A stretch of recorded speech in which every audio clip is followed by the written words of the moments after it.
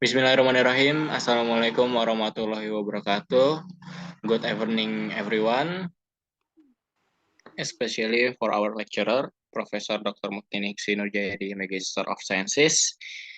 Today, we from Team 2 will discuss about genetically modified organisms about plants.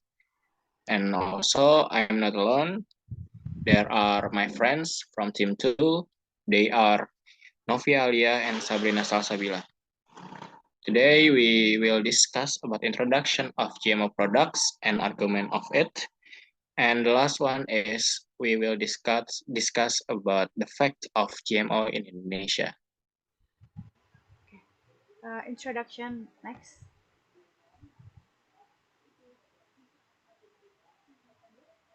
Okay. Before we discuss this topic, we must know what a genetically modified organism or GMO.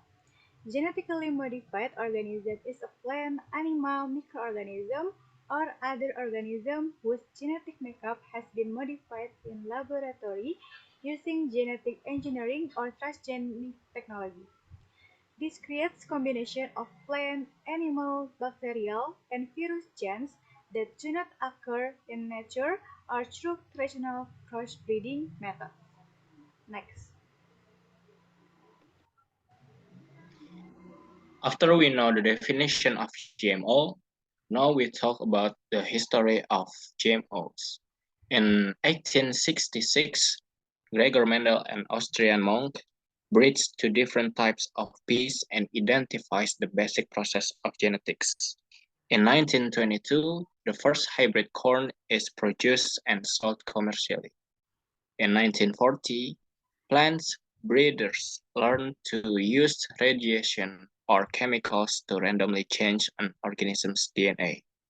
In 1953, building on the discoveries of chemist Rosalind Franklin, scientists James Watson and Francis Crick identified the structure of DNA.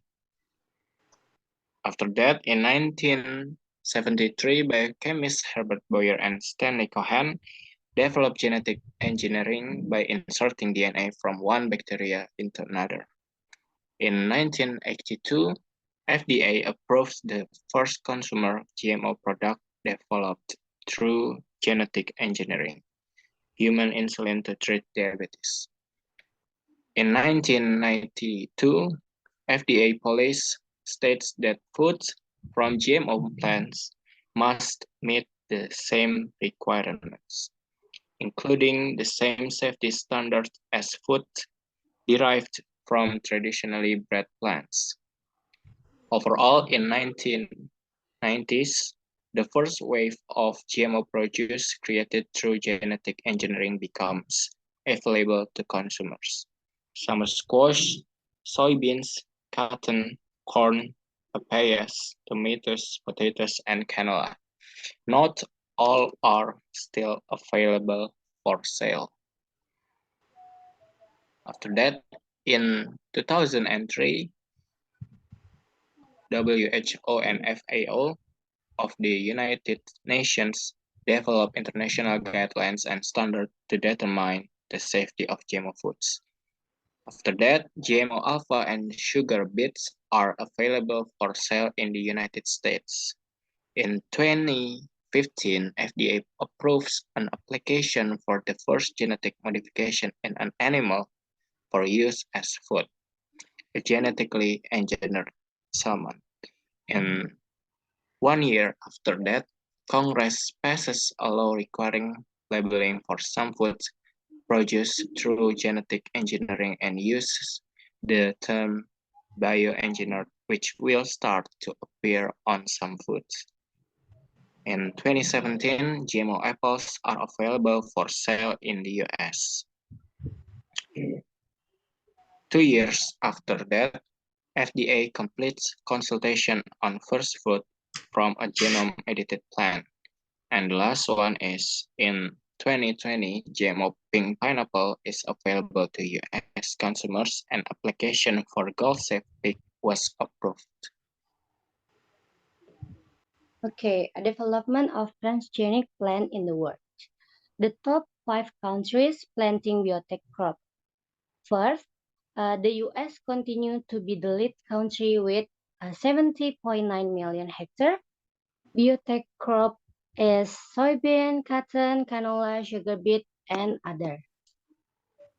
Two, Brazil, the second large grow globally with 44.2 million hectares. Argentina with 24.5 million hectares. India ranked 4 had 11.9 million hectares. Canada was 5 at 11.0 million hectares. In 2015, each of the top 5 countries planned more than 10 million hectares, providing a broad, solid foundation for future sustained growth and other countries. Next. Okay. And now we will discuss about to create a GMO plant. Scientists follow these basic steps over several years. The first, identify the desired trait and find an animal or plant with that trait. For example, scientists were looking to make corn more insect resistant. They identified a gene in a soil bacterium, Bacillus thuringiensis or Bt, that naturally produces an insecticide commonly used in organic agriculture. Second, copy the specific gene for the desired trait. And the third, insert the specific gene into the DNA of the plant scientists want to change. In the above example, the insecticide gene from Bacillus thuringiensis was, inserted into corn. And the last, grow the new plant and perform tests for safety and the desired trait. Next. Okay, for example, creating a vitamin-rich tomato with a carotene. First, uh, scientists copy a carotene that converts a pigment to beta-carotene. Two, they insert the carotene into a plasmid. Three, the plasmid is reintroduced into the agrobacterium. Four, the agrobacterium transfer the carotene to the cells of tomato leaf in a petri dish. 5. The tomato cells grow and divide in a culture with hormones that encourage the cells to become new shoot-sound roots. And 6. As the tinious plant grow, the carotene converts the tomato's pigment into beta-carotene, creating an enhanced tomato. The next. Okay, this is our pro-argument against GMO. The first is growing GMO crops leads to environmental benefits such as reduced pesticide use, less water waste, and lower carbon emission. And the second, genetically modified crops have been proven safe through testing and use and can even increase the safety of common foods. Next. Uh, Third, GMO crops lower the price of food and increase nutritional content, helping to alleviate world hunger. Next. So after that, there are advantages GMO products. Number one is producing more products, and number two, GMO products. Food can be engineered to make it tastier and healthier. GMO products can also improve quality and a more affordable price. GMO products can reducing the negative effect of using inorganic fertilizers and pesticides. And the last one is GMO products can reducing the danger of hunger. Okay, next. You can scan the barcode to see some Indonesian GMO products such as corn, cotton, canola, sugarcane, and others. And you can also see the legal basis from genetic engineering products along with their studies in Indonesia. Okay, boleh next.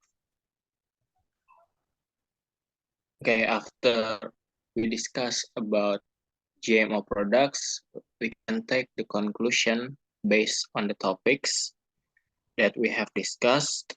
We agree that if GMO products are disseminated, apart from being able to reduce the negative effects of using pesticides, GMO products can also have good quality and affordable prices.